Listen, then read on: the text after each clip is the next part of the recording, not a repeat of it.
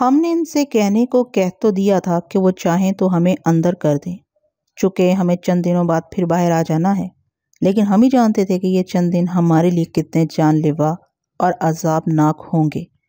ابا جان کے ساتھ فیض آباد جانے کے لیے میں اور پیرو دونوں آمادہ نہیں ہوئے تھے، تو ہم سبھی ایک گاڑی سے وہاں جا سکتے اور انہیں حویلی تک پہنچا کے دوسری گاڑی سے واپس آ سکتے تھے۔ صرف ایک دن کا بل پڑتا، لیکن کبن خان اور اس کے ساتھ مرنے والے ہماری جگہ ہوتے اور انہیں یوں ہمارے ختم ہو جانے کی خبر ملتی تو کیا وہ اس ایک دن کی تاخیر گوارا کر لیتے؟ وہ تھانے تک بھی نہیں آتے، آندھی اور طوفان کی طرح پہلے اڈے کا رخ کرتے اور لال ہاتھوں، لال کپڑوں اور کھلے چاقوؤں کے ساتھ پھر تھانے آتے۔ وٹھل نے تو اتنا بھی اپنے سینے پر جبر کر لیا تھا۔ کوئی 1.5 گھنٹے بعد بڑے کمرے کی جانب سے ان کے بوٹوں کی گونج سنائی دی۔ میرا دل دھک دھک کرنے لگا۔ دوسرے ہی لہجے ڈی ایس پی ماتھر، انسپکٹر داؤد دیال، انسپکٹر سورتی ہمارے سامنے تھے۔ ماتھر کی آنکھیں چٹک رہی تھیں۔ استاد وٹھل، وہ کسی قدر بے توازن آواز میں بولا، تم جا سکتے ہو۔ میری رگوں میں ایک بجلی سی چمکی، سب نے ایک دوسرے کی طرف چونک کر دیکھا اور سبھی کے چہروں پر جیسے آگ بھڑکنے لگی۔ آگے بولو ماتھر صاحب، وٹھل نے آہستگی سے کہا۔ آگے کچھ نہیں استاد، لیکن تم جانتے ہو کہ ہمیں یہ فیصلہ کرنے میں کتنی دشواری ہوئی ہوگی۔ خیال رکھنا کہ کسی بھی صورت میں پہلے تم پولیس کو مطلع کرو گے اور ہمارے بھروسے کو ٹھیس نہیں پہنچاؤ گے۔ وٹھل کے ہونٹ بند رہے۔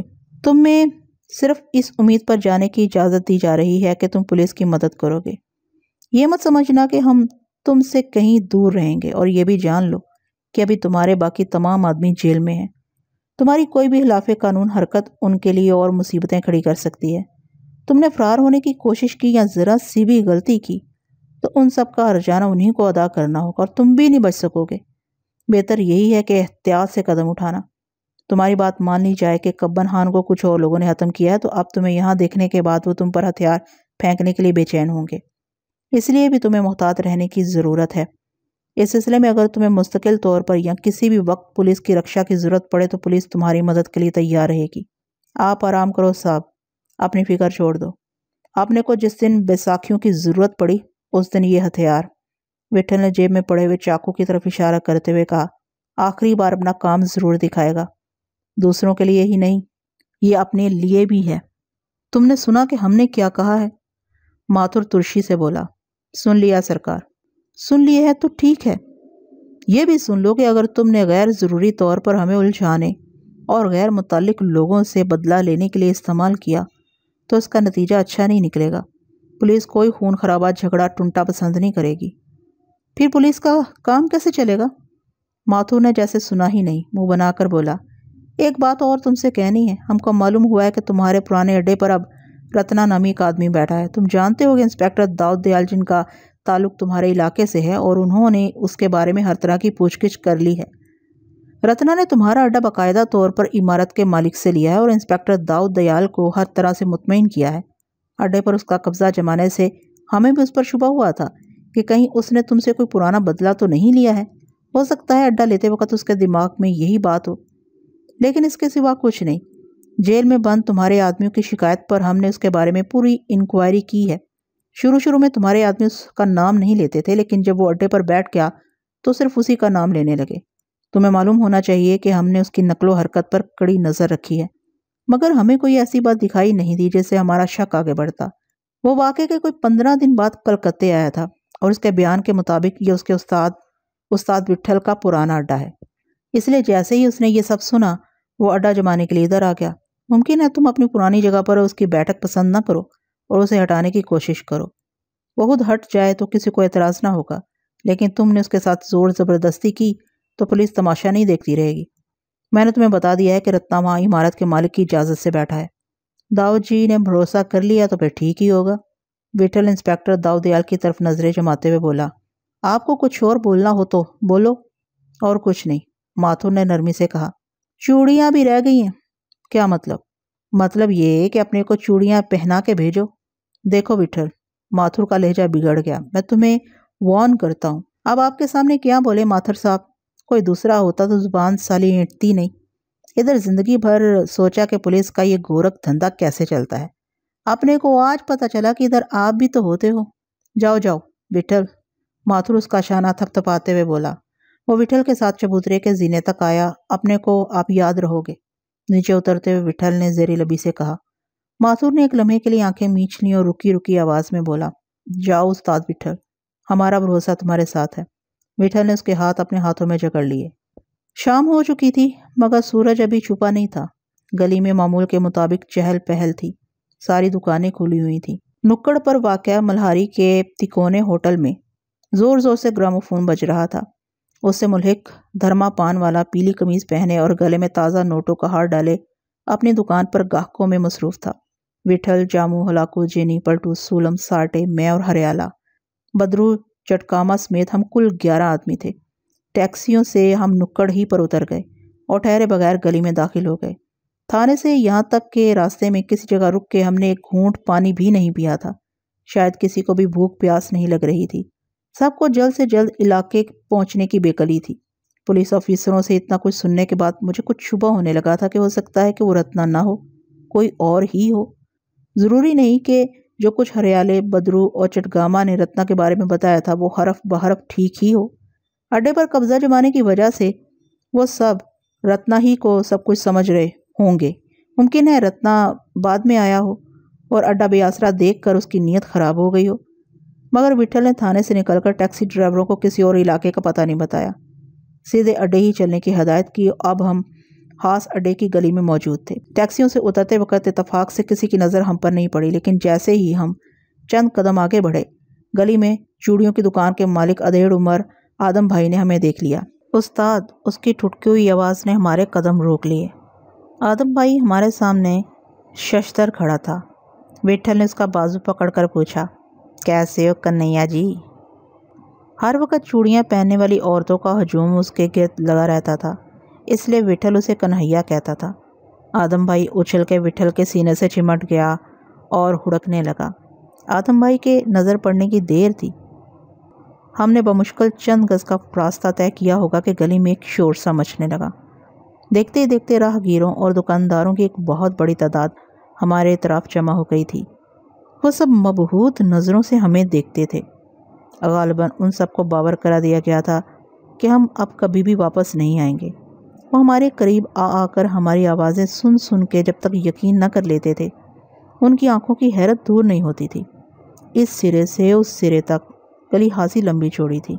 अभी हम इस सिरे पर थे कि दूर दूर तक हमारी आमद की खबर पहुंच चुकी थी और हम अपने ही इलाके में तमाशा बन गए थे। दोनों तरफ से लोग भाग भाग के उमड़ उमड़ के हमें देखने हमारी तरफ बड़े चले आते थे और जिधर देखो बालकनी और खिड़कियों में औरतों और बच्चों के चेहरे नजर आते थे। हमारे लिए चंद कदम आगे बढ़ना दुश्वार हो गया। गली के पुराने मकीन फटी फटी आंखों से हमारे पास आते, विठल को सलाम करते, हैरियत पूछते और एक ही सांस में न जाने क्या क्या कहने लगते। कोई कब्बनहान का नाम लेता, कोई जोरा का, कोई शूली, लाला का। सबका एक ही सवाल था कि हम कहाँ मुंह काला करने चले गए थे। अड्डे का फासला ज़्यादा नहीं था, मगर इस तरह वहाँ तक पहुँचने में रात हो जाती। मालूम नहीं विठल ने नुक्कड़ पर उतरने को क्यों तरजीह दी थी। टैक्सी अड्डे की इमारत तक भी आ सकती थी। यह सिलसिला देर तक न रुकता अगर विठल उन्हें अपने करीब आने की बजाय दूर हटाना आना शुरू कर देता। हम सबों को भी वहशत होने लगी थी। चुनाचा सभी लोगों को पीछे हट जाने की ताकीद की। शुरू में मुश्किल पेश आई, लेकिन फिर ये लोग खुद ब खुद पीछे हटते और किनारे किनारे होते गए। वो कुछ सहम से गए थे। उनके चेहरों से जाहिर था कि हमारे रवैये की यह अचानक तब्दीली उन्हें अच्छी नहीं लगी है। फिर कोई करीब नहीं आया और खामोशी भी तारी हो गई। हमारे लिए रास्ता साफ हो गया था। लोगों के इतने करीब आने से विठल के पैर को और तकलीफ पहुंची होगी, मगर वो तेज़ कदमों से लंगड़ा लंगड़ा कर फासला तय करता रहा। जब हम अड्डे की इमारत के नज़दीक पहुंचे तो इर्द गिर्द सन्नाटा छा गया था। हालांकि वो सब वहीं मौजूद थे, हमसे कुछ दूर, वहीं गली में दीवारों, दुकानों, मकानों की सीढ़ियों और चबूतरों पर सिमटे हुए। चंद लम्हे बाद अड्डे की इमारत हमारे रूबरू थी। विठल ने सर उठा के एक नज़र सारी इमारत का जायज़ा लिया। रत्ना ने नया रंगो रोगन कराया था। बड़ा दरवाज़ा बंद था। दरवाजे के करीब टलवा के बैठने की चौकी खाली पड़ी थी। अलबत्ता दरवाजे के बाहर 2 आदमी कबाड़ों से चिमटे खड़े थे। मैंने इन्हें पहले नहीं देखा था। दोनों की उम्रें 30 साल से कम होंगी। जिस्म के हल्के और रंग के काले थे। दोनों पूरी तरह तैयार थे। जामू और हलाकू मेरे साथ थे। उन्हें किसी पहलू करार नहीं था। उनके जिस्म भड़क रहे थे और सारा खून चेस्ट से आंखों में उतर आया था। میرے ہاتھ پیروں پر بھی ایک لرزش سی طاری تھی۔ ظاہر ہے رتنا کو پہلے سے اطلاع مل گئی ہوگی۔ یہ ناممکن تھا کہ گلی میں ایسا شور مچا ہو اور گلی کے اڈے کے کانوں تک نہ پہنچا ہو۔ ممکن ہے رتنا کو ہمارے گلی میں داخل ہونے سے پہلے ہی خبر ہو گئی ہو، جس وقت ہم پولیس آفیسروں کے سامنے موجود تھے۔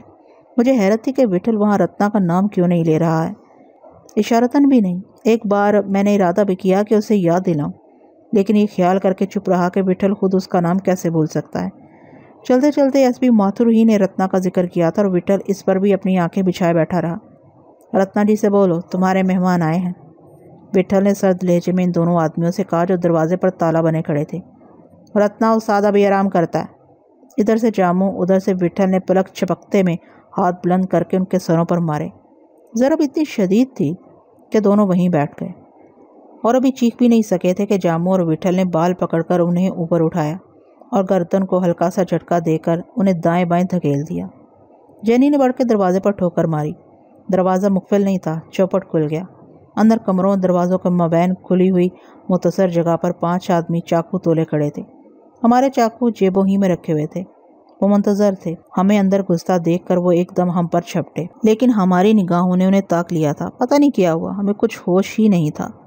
میں نے اپنے قریب موجود صرف جاموں کو دیکھا تھا۔ وہ چیختا ہوا ایک آدمی پر اچھلا اور اس کی جھونک میں اس نے 2 اور آدمیوں کو گرا دیا۔ میں نے بھی کچھ یہی کیا تھا۔ جب مجھے اپنی سدھ بدھ ہوئی تو وہ 5 زمین پر پڑے تھے اور ان کے چاقو ادھر ادھر گرے ہوئے تھے۔ انہیں دوبارہ چاقو اٹھانے کی فرصت نہیں ملی۔ سامنے کے دونوں کمروں کے دروازے بند تھے، مگر فقطاً ایک دروازہ کھلا اور ایک ساتھ کئی آدمی تیزی سے باہر نکلے۔ وٹھل کے چہرے سے مجھے اندازہ ہو گیا کہ ان میں رتنا نہیں ہے، لیکن یہ کون سا طریقہ تھا کہ خود آنے کی بجائے اس نے پھر اپنے چند آدمی بھیج دیے تھے؟ کیا اس کے دماغ میں یہ تھا کہ وٹھل اڈے تک آ کے اور ان آدمیوں کو دیکھ کے واپس ہو جائے گا، یا وہ وٹھل کا ارادہ آزمانا چاہتا تھا، یا اس کا خیال یہ تھا کہ اس طرح ہم آدھے ہو کر اس کے مقابل پہنچیں گے؟ اڈوں پر کہیں ایسا نہیں ہوتا، مگر اڈے ایسے حاصل بھی نہیں کیے جاتے تھے جیسے رتنا نے کیا تھا۔ کیا ہے؟ ان میں سے ایک دراز قد اور پھیلے ہوئے جسم کے ایک شخص نے پھنکارتے ہوئے کہا۔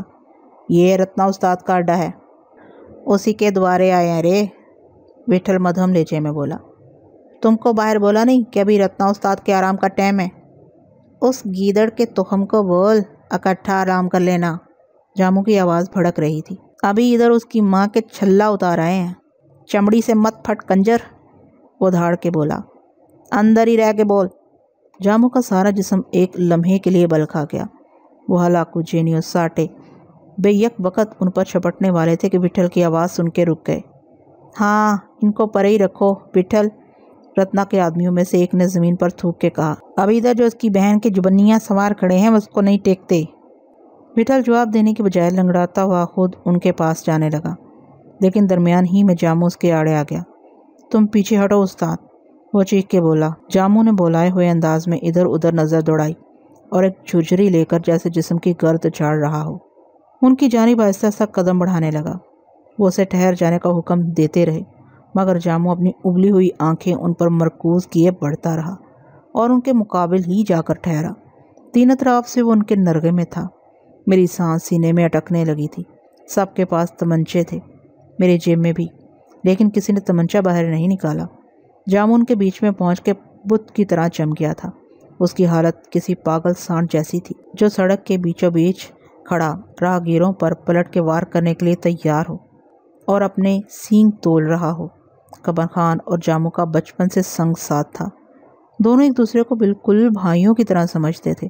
جاموں کی نظروں میں اس کا چہرہ سمایا ہوگا، اسی جگہ وہ اسے چھوڑ کے گیا تھا۔ انہوں نے چاقو نہیں چلائے کیونکہ جاموں ان کی دست برد سے قطعاً دور نہیں تھا اور انہوں نے دیکھ لیا تھا کہ اس کے ہاتھ میں کوئی ہتھیار نہیں ہے۔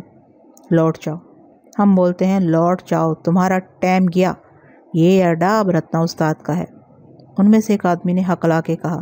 وہ سب جاموں کے گرد چاقو گھما رہے تھے۔ اپنا وقت تو دم کے ساتھ ہے، جا کے اس زنہے کو بول دیری نہ کر، جھنجھنا لے کے آ جا۔ جاموں نے اس کے بازو کو تھپکی دی تو سب بدک پڑے۔ ابھی پیچھے راستہ کھلا ہے، زیادہ اٹکل مت کر، پھیلے ہوئے جسم کا آدمی دھتکارتے ہوئے لہجے میں جاموں سے بولا۔ تو تھنیاں پھیر لے۔ جاموں نے پھر زبان سے کچھ نہیں کہا۔ جس شخص کے بازو پر تھپکی دینے کے لیے اس نے ہاتھ بڑھایا تھا، چشم و ظن میں اسی کی گردن پر ہاتھ ڈال کے اسے اپنی طرف کھینچ لیا۔ सिर्फ उसी को नहीं, उसने दूसरे हाथ से उसके मुकाबिल खड़े आदमी की गर्दन भी दबोच ली थी। एक साथ कई चाकू चले।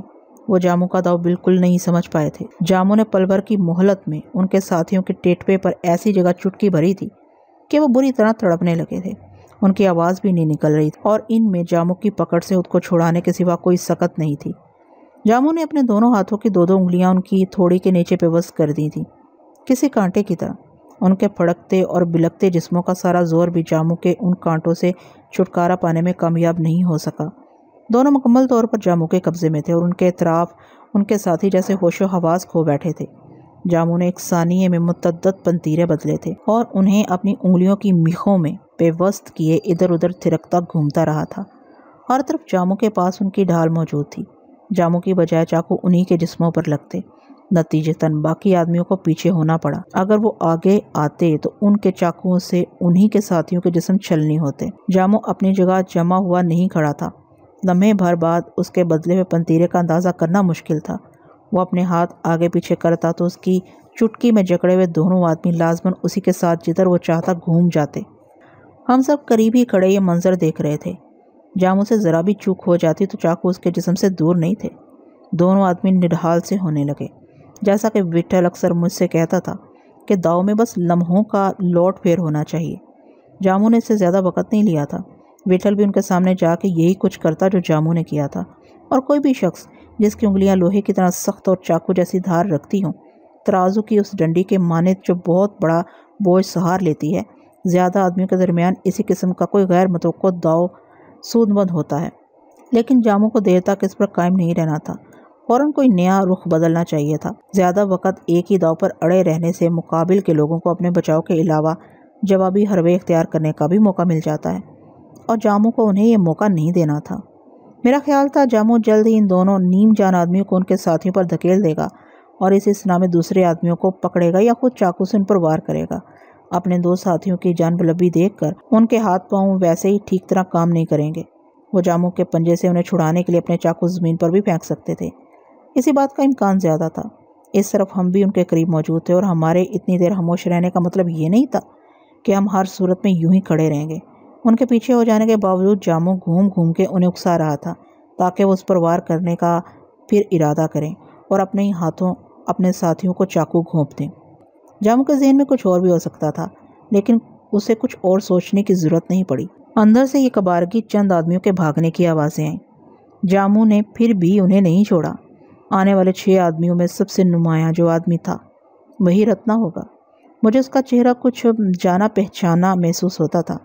शायद कभी जेल में देखा हो, मगर अब उसके जिस्म और शक्ल सूरत में बहुत फ़र्क आ गया था। उसका जिस्म पहले की निस्बत बंधा हुआ था।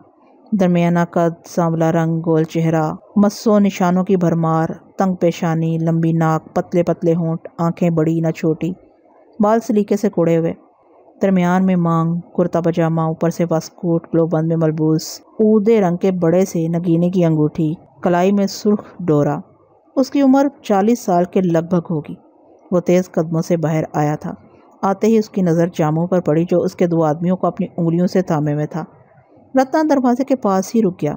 उसके साथ आने वाले आदमी जामू से लिपटने के लिए जस्त लगाना ही चाहते थे कि उसने हाथ के इशारे से उन्हें झड़क दिया और सर घुमा के चारों तरफ देखने लगा। उसके दीदे मचल रहे थे।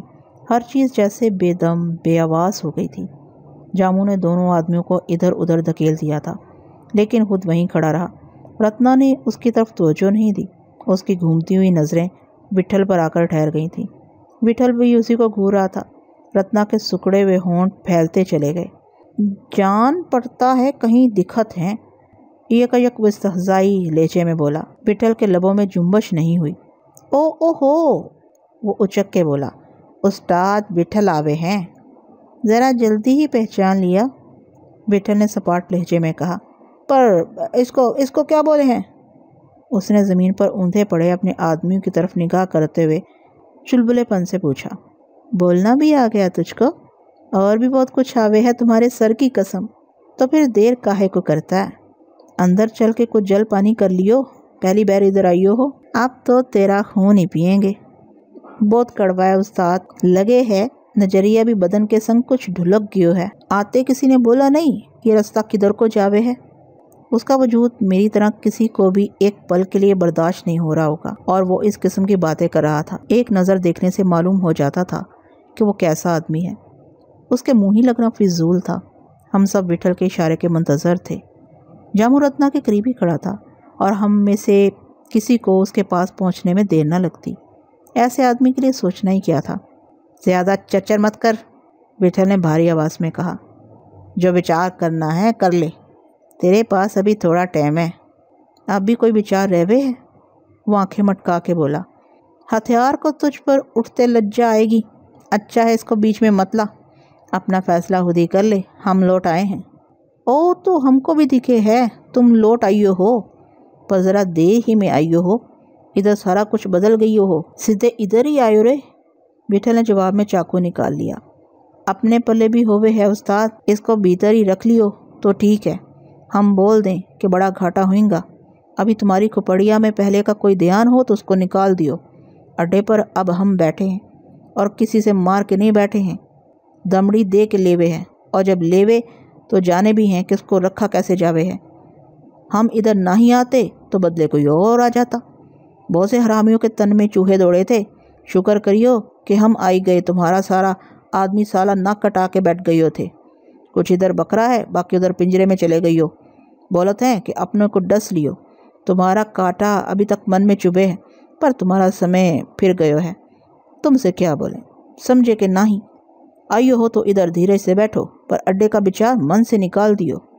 ضرور تجھے کسی چھنال نے جنا تھا۔ کسی دھوکے میں مت رہیو استاد، بات کو بڑی نندا ہوے گی۔ تمہارے نکالنے کے بعد ہم ادھر رات دن برسوں سالہ مکھی نہ ہی مارت تھے، چھاتی میں تمہاری بات اٹکائے کے گئیو تھے۔ پتہ نہیں وٹھل کو کس بات کا انتظار تھا، وہ اور کیا سننا چاہتا تھا۔ رتنا کی زبان کینچی کی طرح چل رہی تھی اور وٹھل کا چاقو اس کے ہاتھ میں سرد پڑا تھا۔ اندھیرا تیزی سے بڑھ رہا تھا۔ میں نے بے چینی سے وٹھل کی طرف دیکھا، مگر وہ جیسے اپنے آپ میں گم تھا۔ رتنا کے خاموش ہو جانے کے بعد چند لمحے وہ سن کھڑا رہا۔ کا سوچن لاگے استاد؟ رتنا نے ہی تمسخرانہ لہجے میں اسے ٹوکا۔ وٹھل نے اپنا چاقو اس کی جانب اچھال دیا۔ رتنا کو اس کی توقع نہیں تھی۔ غیر اختیاری طور پر وہ ایک قدم پیچھے ہٹ گیا، لیکن چاقو زمین پر گرنے ہی والا تھا کہ اس نے پھرتی سے اسے ہاتھ میں اچک لیو۔ نہ ہی مانو گے، لاگے ہے آج دن آیو گیا۔ وہ چاقو کی دھار پر انگلی پھیرتے ہوئے بولا۔ ابھی اتنا بہت ہے استاد۔ اس کی آواز ایک دم بدل گئی۔ الٹے پیروں ادھر سے لوٹ لیو۔ اس نے چاقو واپس وٹھل کی طرف پھینک دیا۔ وٹھل نے ہاتھ بڑھا کر اسے تھام لیا۔ رتنا نے اس دوران اپنا چاقو بھی نکال لیا تھا۔ جلدی کر بھاڑ کے جنے، اندھیرا بڑھ گیا ہے۔ دن میں ہی تجھ کو ٹھیک دکھائی نہیں دیتا، اندھیرے میں کیا سوجے گا؟ لاگے ہے آج دن آئیو گیا، وہ سر چٹک کے بولا۔ بچپن میں کہاوت سنیو تھے، گیدڑ کی موت آوے ہے تو شہر کی طرف بھاگے ہے۔ جے کالی میاں، من میں تیرے داس کی ایک ہی اچھا تھی کہ تیرے چرنوں استاد وٹھل کے خون کا چڑھاوا دے میں۔ رتنا اپنا چاقو چومتے اور آسمان کی طرف نگاہ کرتے ہوئے ہذیانی انداز میں بولا۔ اس نے چاقو وٹھل پر تول لیا تھا، مگر اچانک رک گیا اور اچھل کے کہنے لگا، اپر ادھر نہیں، اندر چلو، اندر چلو، ادھر جگہ بڑی ہے، تم کو بھی شکایت نہیں ہوئیں گی، اور ادھر کالی میاں کی مورتی بھی درشن دیوے ہے، اس کے آگے ہی بلی ہو۔ یہ کہتے ہی وہ مڑ گیا۔ وٹھل بھی غالباً یہی چاہتا تھا، اس نے اعتراض نہیں کیا۔ اس طرف جگہ بہت تنگ تھی، پیچھے گلی کے کھلے دروازے سے لوگ اندر جھانک رہے تھے، مگر ان میں سے کوئی اندر نہیں آیا تھا۔ ان کا گھٹا گھٹا شور ہمارے کانوں میں گونج رہا تھا۔ بیچ کا کمرہ پلانک کے ہم صحن میں آ گئے۔ صحن کا نقشہ بدلا ہوا تھا، فرش دھلا ہوا، دیواروں پر نئی سفیدی، دیوار کے ساتھ لگی بڑی چوکی پر گیروے رنگ کی چادر بچھی ہوئی تھی، سامنے موڑے پڑے تھے۔ صحن کی یہ صفائی ستھرائی کب بنان کی زندگی میں ہی ہوئی ہوگی۔ وہ کپڑے بھی صاف ستھرے پہنتا تھا اور ہر وقت بنا سنورا رہتا تھا۔ صحن خاصا کشادہ تھا، اندر پہلے سے کچھ اور لوگ موجود تھے۔ معلوم ہوتا تھا کہ رتنا نے اپنے خاص آدمیوں کو باقاعدہ اکٹھا کیا ہوا تھا، یا وہ اڈے کے گرد ہی گھومتے رہتے تھے اور گلی میں ہمارے اطراف بھیڑ دیکھتے ہی یہاں آ گئے تھے۔ ان میں سے چند کے چہرے مجھے دیکھے ہوئے لگتے تھے، شاید وہ موجدار کے اڈے کے لوگ تھے یا کسی اور اڈے کے ہوں گے۔ وٹھل، ہلاکو، جامو، ساٹے وغیرہ انہیں خوب جانتے ہوں گے۔ صحن میں آتے ہی رتنا اس طاق کی طرف مڑ گیا تھا جہاں زبان نکالے ہوئے کالی دیوی کی سیاہ مورتی رکھی تھی۔ وہ ہاتھ جوڑے طاق کے کونے سے سر رگڑ رہا تھا۔ اس کا چاقو مورتی کے قدموں میں پڑا تھا۔ باقی لوگ صحن میں ہر طرف دربانوں اور پہرے داروں کے مانند کھڑے تھے۔ انہیں آپس میں اشارے کرنے کے سوا اور وقت نہیں ملا ہوگا۔ उनके पीछे हम फौरन अंदर आ गए थे। सेन में रोशनी की कमी नहीं थी, तमाम बत्तियां जली हुई थीं। काली देवी के पास से हटके रत्ना चौकी के सिरे पर पाँव लटका के बैठ गया। हम सब चौकी के नज़दीक एक तरफ मौजूद थे, अपने ही घर में अजनबी बने हुए, हर पल जिस्म काटता हुआ गुजर रहा था। ये देखने के लिए हम यहाँ नहीं आए थे। सब अपने हाथ पैरों को बमुश्किल रोके हुए थे। किसी का बस नहीं चल रहा था कि वो आगे बढ़ के रत्ना की अंतड़ियाँ निकाल दे, उसकी खाल उधेड़ दे, आंखें फोड़ दे। अगर विठल ये समझता था कि वो रत्ना ही है जिसने कब्बनहान और अपने दूसरे आदमियों को आंखें खोलने की मोहलत नहीं दी थी, तो सामने आने के बाद रत्ना भी इतनी देर का मुस्तैक नहीं था। मगर विठल का जी शायद पत्थर का हो गया था। चाकू उसके हाथ में मौजूद था और वो रत्ना के चौकी से उठने का मुंतजर था। जब विठल ने अड्डे की इमारत की बजाय गली के नुक्कड़ पर टैक्सियां रुकवाई थी और गली के लोगों ने हमें आ घेरा था, उसी वक्त मुझे खदशा हुआ था कि कहीं रत्ना इस अरसे में अड्डे से निकल न जाए।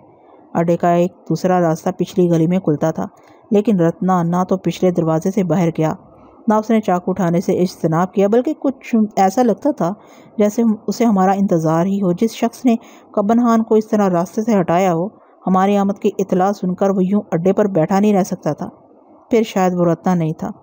विठल भी कुछ यही समझ रहा था, मगर ये रत्ना की कट हुज्जती भी हो सकती थी। इस तरह वो हम लोगों पर कुछ और साबित करना चाहता होगा जो उसने पुलिस पर साबित किया था, और रत्ना भी कुछ साबित करने की कोशिश कर सकता था जब उसे अपने बाजुओं का कुछ ज़्यादा ही एतमाद हासिल हो।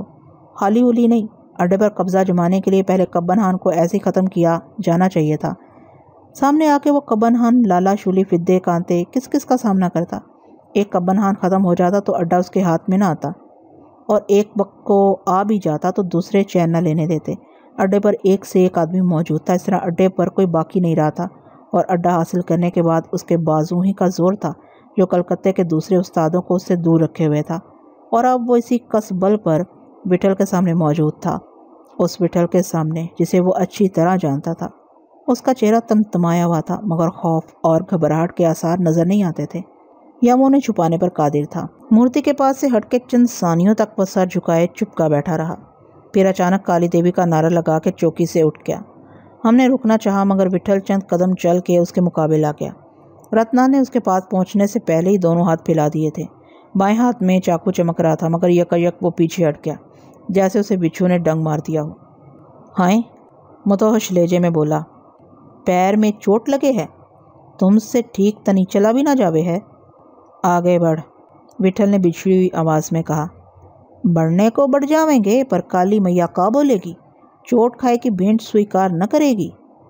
आगे बढ़, विठल की आवाज़ सहन में गूंजने लगी। हमको मजबूर मत करियो, अभी पाँव ठीक कर लियो, भर जावे तो हम किधर जावे हैं। पर तू तो भला चंगा है, रुस्तम के थूके, वो तो तुमको पता चल जाएगा। रुस्तम के थूके हैं, यूँ रुस्तम पे थूकते हैं। अपने पाँव की ये हालत होती तो क्या तुम आगे बढ़ जाते? ना उस्ताद, अपने धर्म में चोट खाए पर हथियार उठाना पाप है। विठल ने उससे नहीं कहा कि हथियार अंधों पर उठाना पाप नहीं है, उसे चोरी सिखाना पाप नहीं है। विठल के बोलने से पहले जामुन सनसनाती आवाज़ में बोला, जान दे, उस्ताद को तूने माफ़ कर दिया है तो इधर से कोई देवी के लिए चुन ले। तुम्हारे मन की हसरतियाँ भी निकाल लेवेंगे, पहले जड़ को काट देवें। और तुमको ऐसे ही खुजली हो वे है तो इधर खड़े आदमी ताली बजाने को ना है। कल को अपनी बहना लेके आओ और बोलो कि रत्ना उस्ताद अभी पहले इस पर हथियार उठाओ, तो क्या हम तुम्हारी बात मान लेवेंगे? पहले उस्ताद को देख लेवें, और उस्ताद हमको। बरसों इन हाथों की घिसाई फिर किस कारण किए थे? तुम बोलोगे तो तुम्हारा नंबर भी आ जाएगा। अड्डे पर बैठे हैं अपनी माँ, वो गाली देकर बोला। विठल की आंखें भारी हो गई थी। मेरा अंदाज़ा ठीक निकला, अब उसे कुछ और नहीं सुनना चाहिए था। वो 2 कदम आगे बढ़ गया। रत्ना को जल्दी एहसास हो गया कि वो फिजूल बातें कर रहा है। विठल को आगे आते देखकर एक आन में उसने अपना जिस्म सीधा किया, उसके हाथ पैर फड़फड़ाने लगे। मैया की सौगंध, वो चीखते हुए बोला, कुछ और मत समझियो ई कि हम कोई रस्सी तुड़ावे हैं। हमको मालूम ना था कि एक दिन ऐसो आवेगा, सो मैया को तुम्हारा ही बचन दियो थे। वो दीवानों की तरह अपना सर हवा में पटकने लगा। नहीं माना तो ठीक है, मैया जाने, वो खुद ही देख रहे हैं। उसने ताक में रखी मूर्ति पर एक नज़र डाली और हाथ जोड़ के नारा लगाया, जय भवानी की। उसके दोनों हाथ विठल को अपने शिकंजे में कसने के लिए फैल गए। उसने उछल के विठल से अपना फासला और कम कर लिया। विठल का चाकू भी बाएं हाथ में था। वो रत्ना की तरह उछला और कूदा नहीं, کچھ آگے جا کے رک گیا۔ رتنا کو بھی ٹھہرنا پڑا، مگر اس کے ہاتھ پہلے ہی ہلے میں وٹھل کا نشانہ لینے کے لیے بے قرار تھے۔ دونوں ایک دوسرے کے آمنے سامنے کھڑے تھے۔ رتنا کے ہونٹ بیچے ہوئے، نتنے پھولے ہوئے تھے اور اس کی آنکھیں سر سے پاؤں تک وٹھل کا احاطہ کیے ہوئے تھیں۔ وہ ہاتھ جھٹک جھٹک کے وٹھل کو جنبش کرنے پر اکسا رہا تھا، جو اپنی جگہ جمسا گیا تھا۔ رتنا کو اس پر حملہ کرنے کے لیے بظاہر کوئی رکاوٹ نہیں تھی، مگر وٹھل کی اس بے حرکتی نے اسے اور زیادہ محتاط کر دیا تھا اور وہ کچھ تل ملانے لگا تھا۔ ذہن میں سکوت مسلط تھا۔ ہر طرف حصار بنائے رتنا کے آدمی جیسے لمحے گن رہے تھے۔ ان کی گردنیں آگے نکلی ہوئی تھیں، آنکھیں پھٹی ہوئی۔ ہم بھی ایک کونے میں دم روکے کھڑے تھے۔ ہلاکو اور ساٹے میرے بازوؤں سے چپکے ہوئے تھے۔ جامو اپنا گال کھرچ رہا تھا۔ سب کی نظریں ایک ہی طرف لگی ہوئی تھیں۔ بہت دنوں بعد وٹھل کسی کے سامنے یوں چاقو کھولے کھڑا تھا۔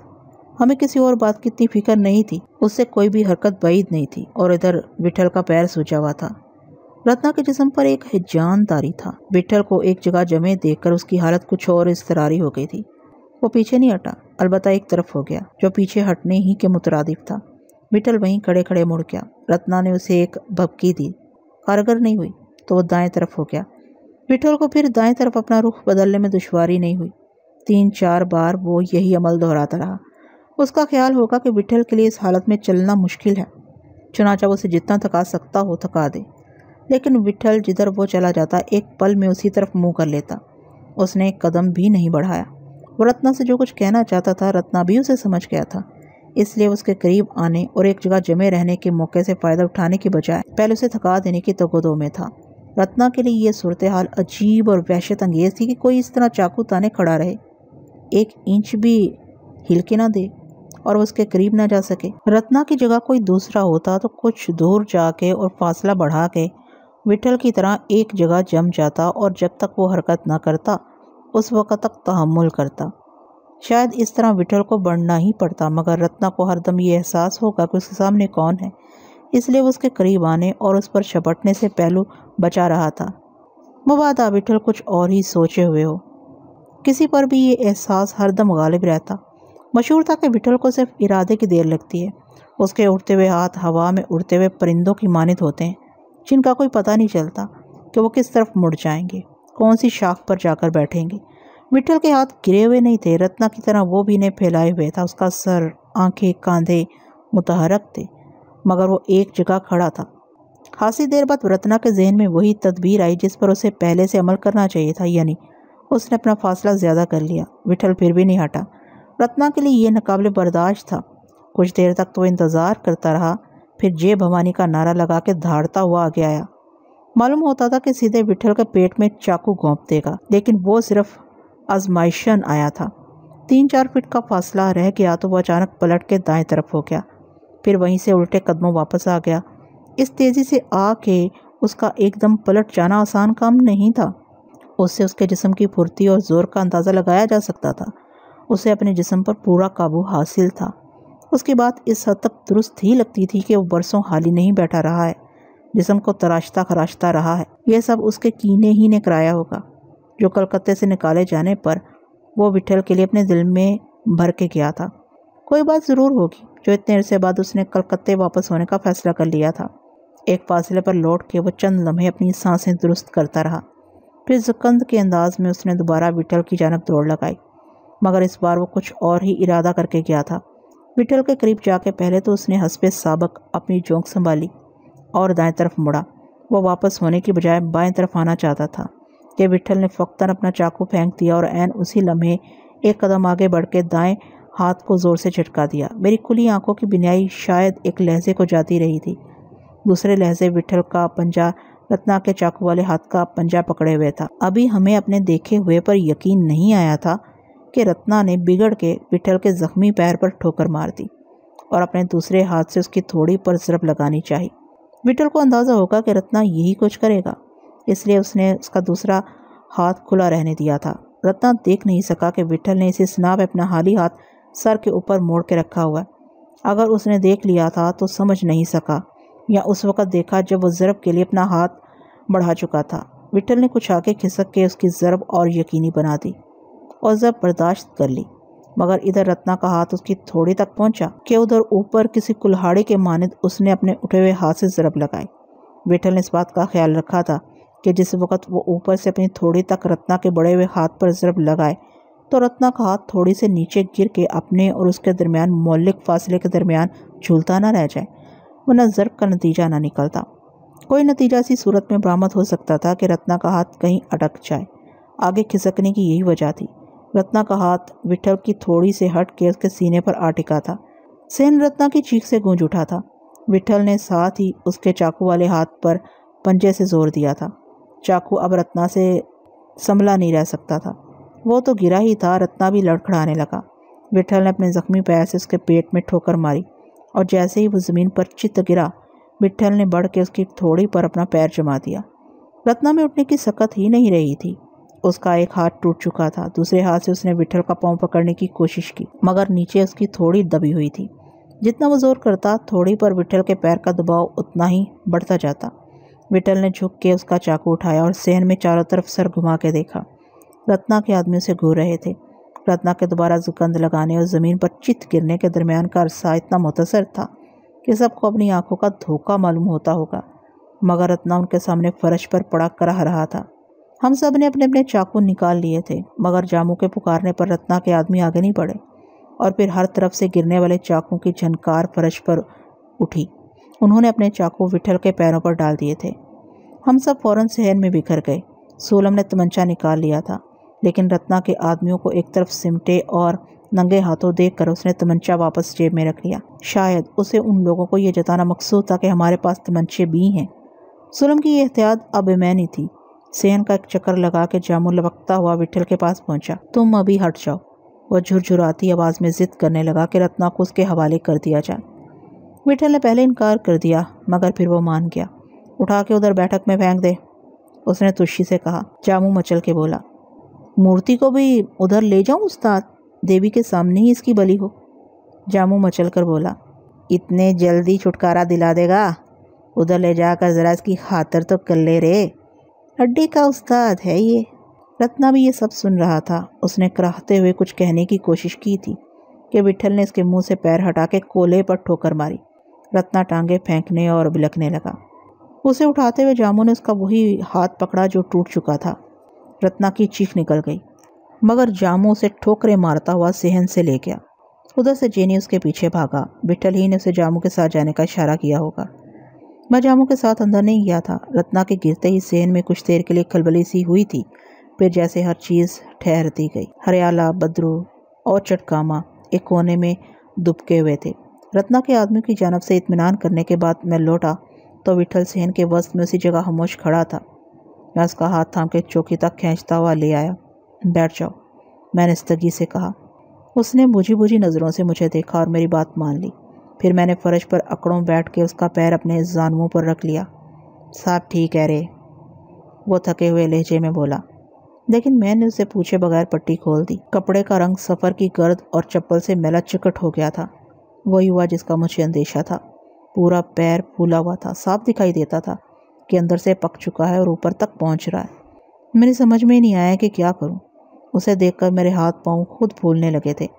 پٹی کھول کے میں نے غلطی کی تھی۔ وٹھل کو بھی اسے دیکھنے کا موقع مل گیا اور صحن میں کھڑے ہوئے دوسرے لوگوں کو بھی۔ گلی میں اڈے کے قریب مدن پہلوان نامی ایک جرا رہتا تھا، مگر باہر لوگوں کا ہجوم تھا۔ مدن بھی انہی میں شامل ہوگا۔ ایسے میں اسے ڈھونڈنا آسان نہیں تھا۔ مجھے یاد تھا کہ بیٹھک کے برابر والے کمرے میں مرہم اور دواؤں کا ایک صندوقچہ رکھا رہتا ہے۔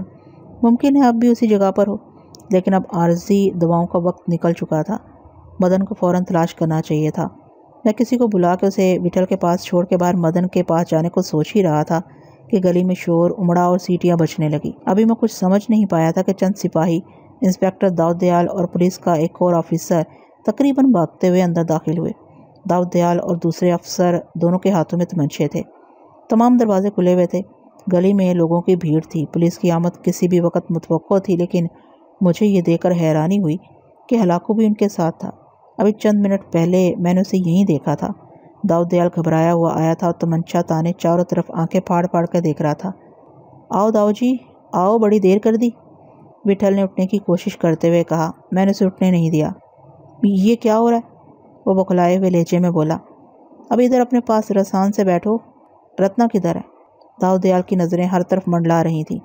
ادھر بیٹھک میں بلی کے لیے تیار ہے، اپنے ماتھر صاحب بہادر کدھر ہیں؟ وٹھل نے اس کی بات کا جواب نہیں دیا۔ وہ بھی آ رہے ہوں گے، لیکن وٹھل یہ سب کیا ہے؟ اس کو ہی دکھانے کے لیے آپ کو بلوایا تھا۔ اچھا ہوا رستے میں مل گئے۔ سب ٹھیک ہے صاحب، تمنچے کو اندر پیٹی میں ڈال لو، بھاری بہت لگتا ہے۔ داؤدیال خود ہی دیکھ رہا تھا کہ تمنچے کی ضرورت نہیں ہے۔ اس نے اسے ہولسٹر میں اٹس لیا، اس کے ساتھی آفیسر نے بھی۔ مگر یہ اندر کون چیخ رہا ہے؟ داؤدیال وحشت سے بولا۔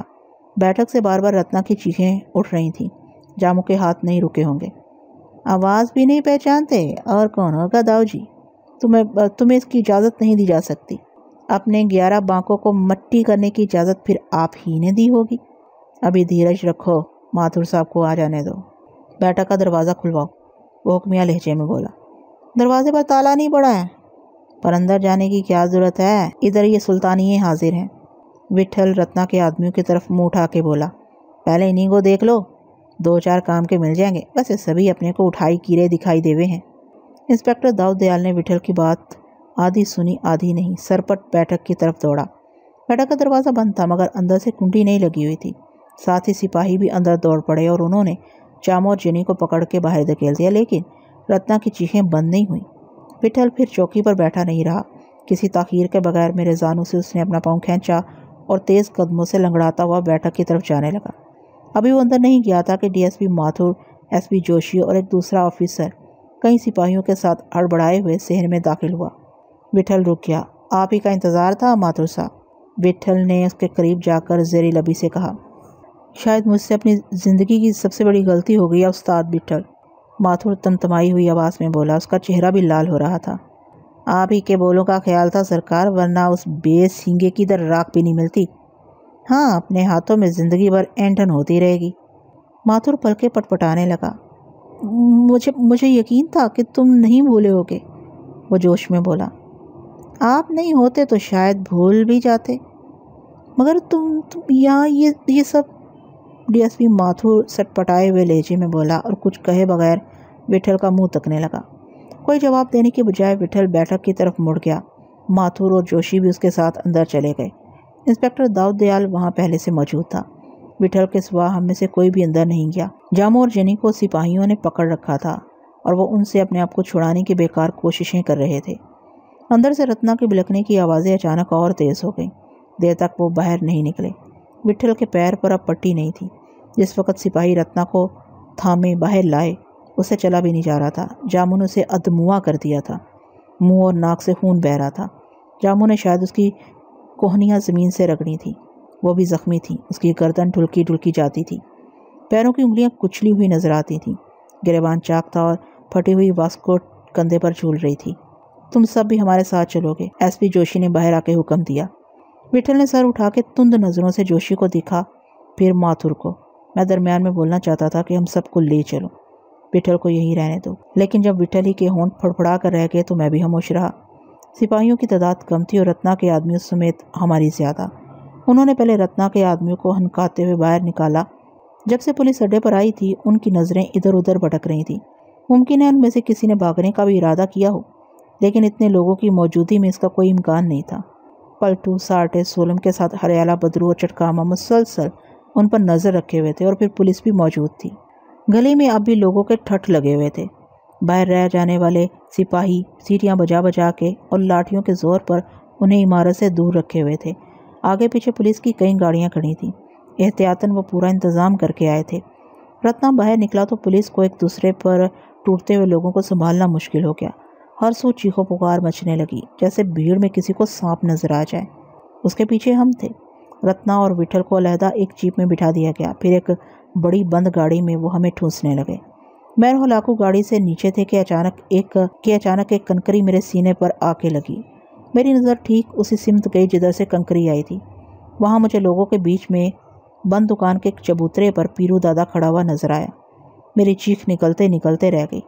پیرو نے آنکھ کے اشارے سے مجھے تسلی دی اور اپنا چہرہ لوگوں کے پیچھے چھپا لیا۔ اسی وقت سپاہیوں نے ہماری پیٹھ پر ہاتھ مار کے ہمیں گاڑی پر چڑھنے کا حکم دیا اور لوگ بچھڑ گئے۔ نیچے کوئی باقی نہ رہا تو وہ کونے میں بندوقیں اٹھائے کھڑے ہو گئے۔ دروازہ بند کر دیا گیا اور گاڑی ایک جھٹکے سے آگے بڑھ گئی۔ گاڑی کے اوپری حصے میں لوہے کی جالیاں لگی ہوئی تھیں۔ میں نے ان سے جھانک کے دوبارہ پیرو کو دیکھنے کی کوشش کی، لیکن اس کا چہرہ مجھے پھر نظر نہیں آیا۔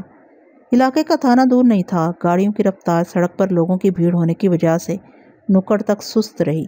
गली की सारी दुकानें बंद हो गई थीं। चंद मिनट बाद जब गाड़ी का दरवाज़ा खुला तो हम थाने के हाथे में थे। सिपाही बंदूकें और संगीनें लिए हर जानिब फैले हुए थे। सबको एक कमरे में बंद कर दिया गया। वह हवालात तो नहीं थी, लेकिन आने के बाद वहाँ से बाहर निकलने पर पाबंदी आयद थी। दरवाजे पर सिपाही पहरा दे रहे थे। रत्ना के आदमियों को किसी दूसरे कमरे में रखा गया होगा। कमरे में सीलन की बसात फैली हुई थी और एक छोटी मेज़, 2 कुर्सियों और दीवारों के साथ लोहे की मुख्तलिफ अलमारियों के सिवा कुछ नहीं था। दरमियान में छत से लटका हुआ कम रोशनी का एक बल्ब टिमटिमा रहा था। फर्श नंगा था। मेरे जोड़ जोड़ में दर्द हो रहा था। सब दीवार के साथ टेक लगाए फर्श पर बिखर से गए थे। पहले ही सबके कपड़े गंदे थे और गंदे हो जाते इससे क्या फ़र्क पड़ता था। जेनी सबसे ज़्यादा थका हुआ लग रहा था। टांगें सुकेड़ के लेट गया। हलाकू उसकी टांगें दबाने लगा। रात का इब्तदाई हिस्सा था। हमें वहाँ आए हुए घंटे भर से ज़्यादा हो गया। कोई हमें पूछने नहीं आया, ना विठल लौटा। मच्छरों ने बैठना दुश्वार कर दिया था। पलटू इब्तदा में गालियाँ बक रहा था। किसी ने कोई जवाब नहीं दिया तो घुटनों में सर दिए चुप हो गया। अड्डे पर यहाँ इस कमरे में लाने से पहले उन्होंने हमारी तलाशी भी नहीं ली थी। तलाशी लेते तो तमंचे देखकर उनकी आंखें ज़रूर खेरा होती। रात धीरे धीरे बढ़ रही थी। किसी के पास घड़ी नहीं थी, लेकिन झिंगरों के शोर और पहरा देते हुए बूटों की गूंज बढ़ जाने से वक्त का अंदाज़ा होता था। सबकी आंखें दरवाजे पर लगी हुई थीं। कई घंटे गुजर गए होंगे। विठल वापस नहीं आया। सिपाहियों ने हमसे खाने को भी नहीं पूछा था। सोलम ने उनसे पानी मंगवा लिया था। सुबह से अब तक हमने सिर्फ पानी पिया था। विठल के ना आने की वजह से सभी बेचैन थे। मालूम नहीं उन्होंने उसे हमसे अलहदा क्यों कर दिया था। अब कौन सी बात पूछने को रह गई थी। उसके रोकने का कोई मकसद ज़रूर होगा। रत्ना थाने आकर मुकर गया होगा, या हो सकता है हमसे चूक हो रही हो। रत्ना के सिवा किसी और तरफ हमारा ध्यान ही नहीं जाता था। ऐसी हालत में कोई भी एतराफ़ कर लेता, मगर जैसे ही रत्ना के आवाज़ दुरुस्त हुए होंगे उसे अपने किए हुए की अहमियत का अंदाज़ा हुआ होगा। मगर एक रत्ना ही अकेला नहीं था, उसके साथी भी उसके साथ शरीक थे। और जैसा कि विठल ने इंस्पेक्टर दाऊद दयाल को इशारा किया था कि सुल्तानी गवाहों की मौजूदगी में रत्ना को तंग करने की क्या ज़रूरत है। इतने बहुत से आदमियों में 2-1 आदमियों को यकीनन ज़िंदगी ज़्यादा अजीज़ हो गई। हमसे कोई माथुर और जोशी के साथ बैठक में नहीं गया था, मगर जब वो वापस रत्ना को लेके आए थे तो उनके चेहरों पर छाए हुए इज़्तिराब से ज़ाहिर होता था कि वो कुछ समझ के, कुछ जान के आए हैं। कोई ऐसी बात जो उनकी तवक्को के खिलाफ थी। फिर थाने ले चलने के लिए जोशी का हुक्म सुन के विठल के मतौश होने का भी यही सबब होगा। ये विठल के लिए नाकाबिले फ़हम था। वो उसे थाने ले के आ गए और अब उसे रोके हुए थे। कुछ कहा नहीं जा सकता था कि कब तक यहाँ रहना पड़े। सारी रात, सारा दिन, न जाने कितने दिन। सबके जिस्म फर्श पर ऐंठे हुए लोथड़े से पड़े थे, एक दूसरे पर ढहे हुए, जैसे अब इनमें कुछ बाकी ना रहा हो, सब हार गए हों। वो ज़ुबान से कुछ नहीं कहते थे, लेकिन मुझे हर लम्हे ये एहसास होता था कि वो मुझी को अपने दिल में बुरा भला कहते होंगे। हर रोज़ हज़ारों की गिनती कम हो जाती है, इसे मौत क्यों नहीं आ जाती। कबनहान का ख्याल करके जामू के सीने में धुआं भर जाता होगा। शूली लाला साढ़े 7 ही जवान हुए थे। हर बात जुबान ही से नहीं कही जाती, आंखें कहती हैं, चेहरा कहता है। उनकी चुपती नज़रें मुझे अपने चेहरे, अपने सारे जिस्म पर महसूस होती थी और मुझे खुद उनके सामने निगाहें उठाने में डर सा लगता था। आधी रात का वक्त होगा। हलाकू ने मुझे झिंझोड़ा, लाडले सुन रहा है? मैंने हड़बड़ा के उसे देखा। थाने में अचानक किसी के चीखने चिल्लाने की आवाज़ें उठने लगी थी। कोई बुरी तरह होबका कर रहा था। आवाज़ें करीब की नहीं थीं। सब चौंक उठे। एक ख्याल मेरे दिल में सर्दी की लहर की तरह उठा और मैंने फ़ौरन उसे झिड़क दिया।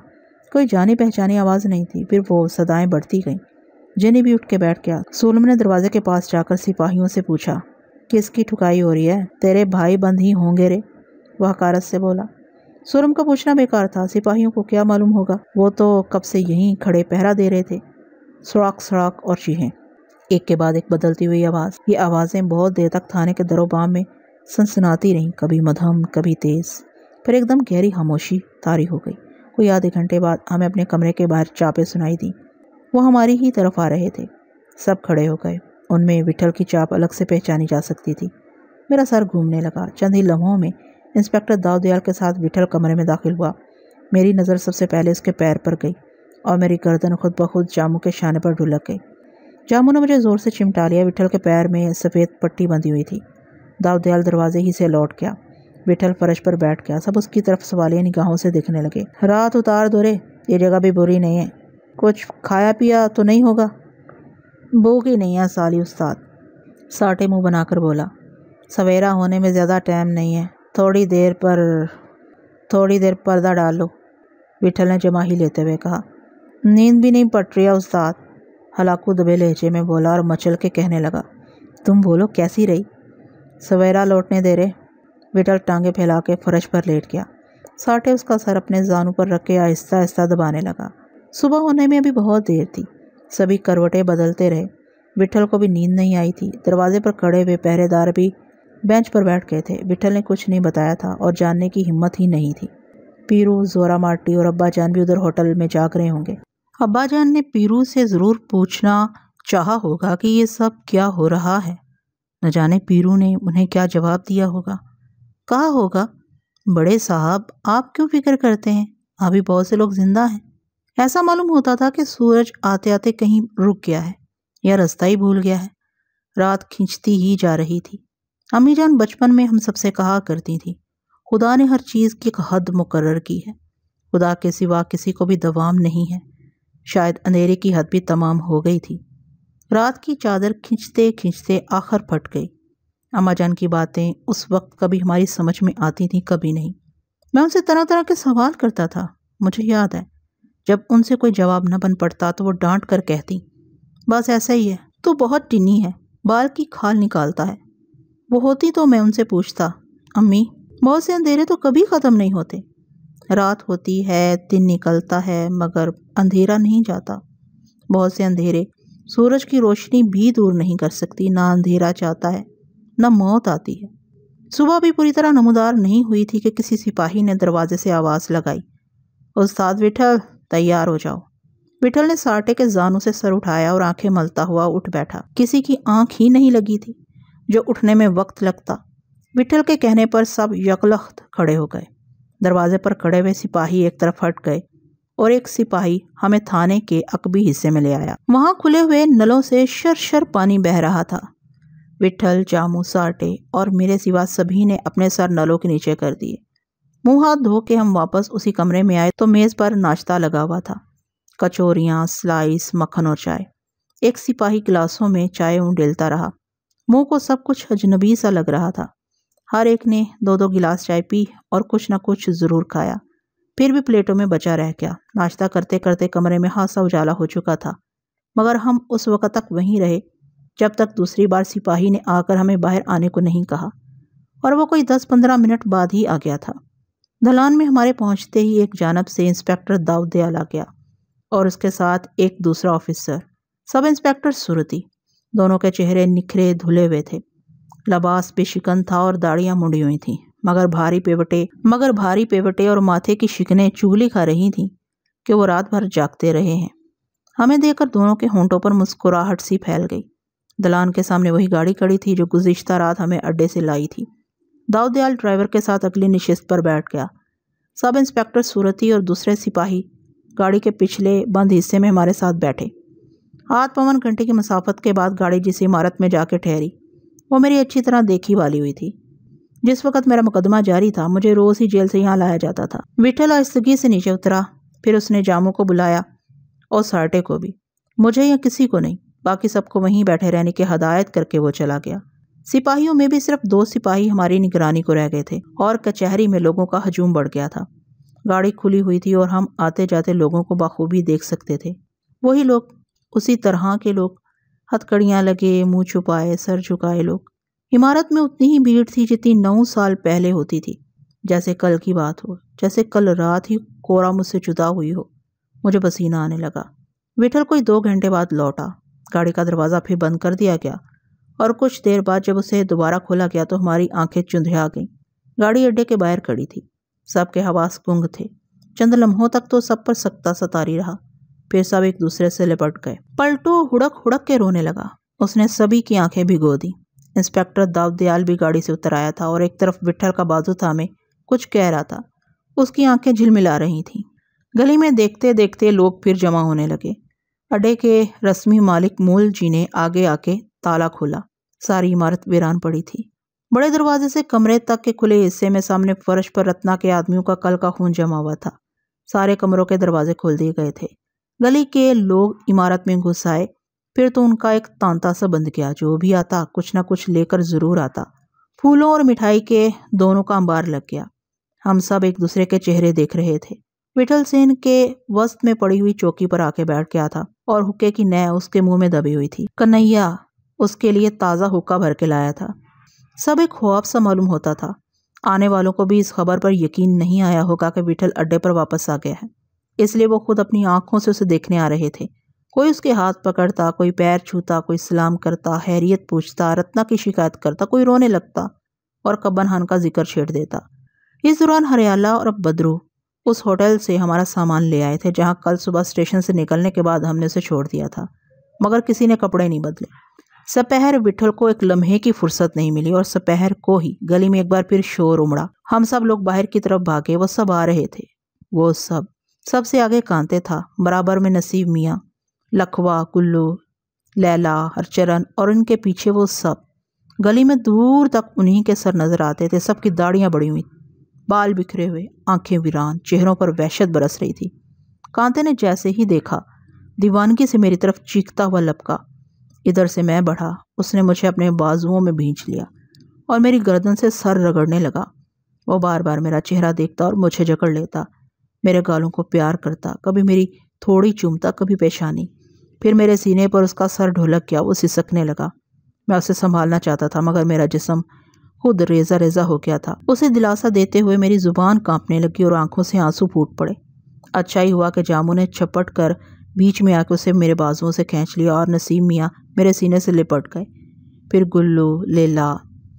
گلو، لیلا، ہرچرن، اکبر، لکھوا، کسی کو کچھ ہوش ہی نہ رہا۔ ہوش اس وقت آیا جب وٹھل کی بھاری آواز گونجی، اندر چلو رے۔ وٹھل کو دروازے پر کھڑا دیکھ کر سب ہمیں چھوڑ کر دیوانہ وار اسی کی جانب دوڑ پڑے اور انہوں نے اس کے گرد گھیرا ڈال دیا۔ اندر چلو، وٹھل نے آنکھیں میچ کر کہا۔ اندر آ کے وہ بالکل پاگل ہو گئے تھے۔ کوئی دوڑ کے اس کے پاس جاتا، کوئی اس کے پاس، کسی ایک جگہ کوئی ٹکتا ہی نہ تھا اور کسی کے پاس کہنے کے لیے شاید کچھ نہیں تھا۔ کوئی زبان کھولنے کی کوشش کرتا تو آواز ساتھ نہ دیتی، بس وہ ایک دوسرے کو دیکھتے رہتے، پھر چپٹ کے اپنی آغوش میں بھر لیتے۔ ہماری واپسی کی انہیں کوئی امید ہی نہ رہی ہوگی یا انہوں نے بہت شدت سے انتظار کیا تھا۔ سب ٹوٹے پھوٹے بکھرے ہوئے سے تھے۔ لگتا تھا 1.5 مہینے سے وہ اپنی آنکھوں اپنے سینے پر جبر کرتے رہے ہیں۔ انہیں اڈے پر موجود علاقے کے لوگوں کا بھی خیال نہیں آیا۔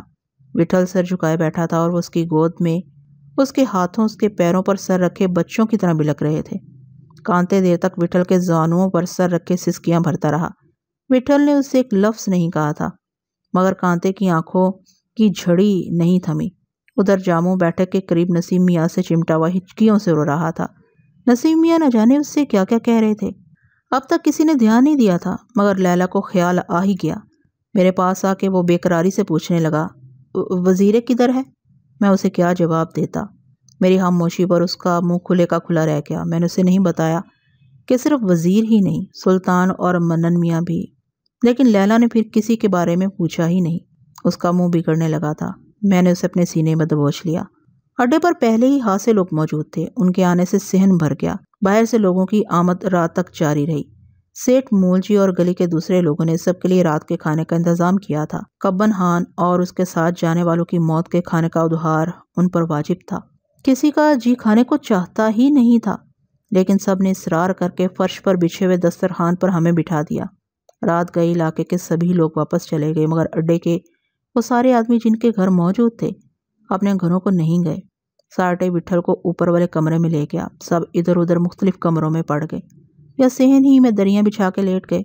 کانتے، جاموں، لیلا اور جنی کے ساتھ میں بھی اوپری منزل کے ایک کمرے میں چلا گیا۔ زری کو جب میں نسترن کے چنگل سے چھڑا کے اڈے پر لایا تھا تو وہ یہیں ٹھہری تھی۔ سب گمسم سے تھے اور ایک دوسرے سے کچھ پوچھتے ہوئے جھجک رہے تھے۔ نسیم میاں بھی کچھ دیر بعد اوپر آ گئے اور ہمیں چپ دیکھ کے تسلیاں دینے لگے اور وہ خود ہی سب کچھ بتانے لگے۔ پھر لیلا بھی چپ نہ رہ سکا اور کانتے کی زبان بھی آگ اگلنے لگی۔ ساری رات یوں ہی گزر گئی۔ اوپر آسمان پر کبھی تارے نکل آتے، کبھی بدلیاں چھا جاتی۔ صبح کے قریب ہلکی ہلکی بوندیں گرنے لگی مگر سب چارپائیوں پر پڑے رہے۔ ان کے چہرے پہلے ہی بھیگے ہوئے تھے، رات بھر بھیگتے رہے تھے۔ کسی کو ایک پل کے لیے بھی نیند نہیں آئی تھی۔ میں سمجھ رہا تھا جیسے ہی پیرو کو تھانے سے ہمارے اڈے واپسی کی اطلاع ملے گی وہ سیدھا اڈے کا رخ کرے گا، لیکن وہ رات تک نہیں آیا۔ یہ ممکن نہیں تھا کہ اسے خبر نہ ہوئی ہو۔ کل تھانے جانے کے لیے ہم گاڑی میں بیٹھ رہے تھے تو وہ موجود تھا گویا وہ سارے دن علاقے ہی میں منڈلاتا رہا تھا، چونکہ اسے یقین ہوگا کہ اسٹیشن سے نکلنے کے بعد کہیں اور جانے کی بجائے ہمارے قدم سیدھے اڈے کی طرف بڑھیں گے۔ لیکن ہم آگے گئے ہی نہیں، وہیں اسٹیشن سے قریب پڑنے والے پہلے بڑے تھانے کی چار دیواری میں داخل ہو گئے۔ ممکن ہے وہ علاقے کے تھانے کی طرف بھٹکتا رہا ہو، ہم وہاں ہوتے تو اسے دکھائی دیتے، مگر رات کو اس نے اپنی آنکھوں سے ہمیں پولیس کی گاڑیوں میں بیٹھے دیکھا تھا اور اسے خوب اندازہ ہوگا کہ ہم اپنے علاقے ہی کے تھانے میں جا سکتے ہیں، چنانچہ اس نے کسی بھی ذریعے سے سن گن لینے کی کوشش ضرور کی ہوگی، تھانے کے قریب کسی ہوٹل میں بیٹھ کے، کسی سپاہی سے رابطہ قائم کر کے۔ ہم صرف ایک رات وہاں رہے تھے، صبح ہوتے ہی کچہری چلے گئے تھے۔ رات کو تھانے کے گرد اس کا چکر لگانا مشکوک ہوتا اور اسے کچھ پتہ بھی نہ چلتا، لیکن ہم دوپہر کو تو اڈے واپس آ گئے تھے۔ ہمیں تھانے جاتے ہوئے دیکھنے کے بعد کیا وہ مایوس ہو کر ہوٹل کے کمرے میں بند ہو گیا؟ اس کے خیال میں تھانے سے ہمارا ایک تو لوٹنا مشکل تھا اور اس کا ادھر ادھر کے لوگوں سے ہمارے بارے میں پوچھنا نقصان دہ۔ یقیناً ایسا نہیں ہوگا، وہ ہاتھ پر ہاتھ رکھے نہیں بیٹھ سکتا تھا، اسے سب معلوم ہو گیا ہوگا، جانے کے باوجود وہ نہیں آیا، اسے کچھ اطمینان ہو گیا ہوگا، یا وہ وٹھل کی جانب سے بلاوے کا منتظر تھا۔ اڈے پر ہماری واپسی اور رتنا کے اندر جانے کے بعد وہ زیادہ محفوظ ہو گئے تھے۔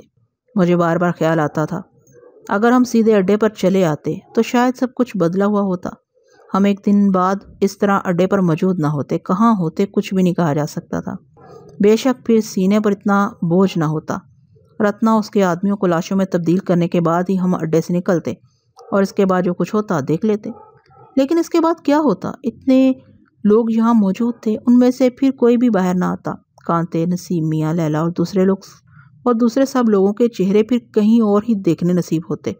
رتنا کو ختم کرنے اور اڈے پر بیٹھ جانے کے بعد پولیس کو ہمارے پاس پہنچنے میں دیر نہ لگتی، چاہے ہم رتنا اور اس کے آدمیوں کو زندہ زمین میں دفن کر دیتے اور ان کی ہڈیوں کی راکھ پر بھی کسی کی نظر نہ پڑنے دیتے، لیکن پولیس ہمارے ہی پاس ان کا پتہ پوچھنے آتی۔ ہم تصور ہی کر سکتے تھے کہ پھر کیا کچھ ہو سکتا تھا۔ بدرو کی باتیں سننے کے بعد سب کی آنکھوں میں خون کے سوا کچھ نہیں تھا۔ وٹھا جب اچانک تھانے کی چار دیواری میں جانے لگا تھا تو سب کو انجھمبا ہوا تھا، اور پولیس آفیسروں کے سامنے اتنی دیر تک اس کی فضول باتیں سن کے سبھی کے جسم تل ملا رہے تھے۔ اس وقت کسی کی سمجھ میں کچھ نہیں آ رہا تھا، سب کے دل میں ایک ہی بےقلی تھی کہ وہ کسی طرح جلد از جلد اڈے پر پہنچ جائیں۔ اندھے پن میں ہمارے پیر کہیں بھی پڑ سکتے تھے۔ بدرو اور ہریالے نے جو کچھ کہا تھا اس کی تصدیق پولیس کے سوا کسی اور سے نہیں ہو سکتی تھی۔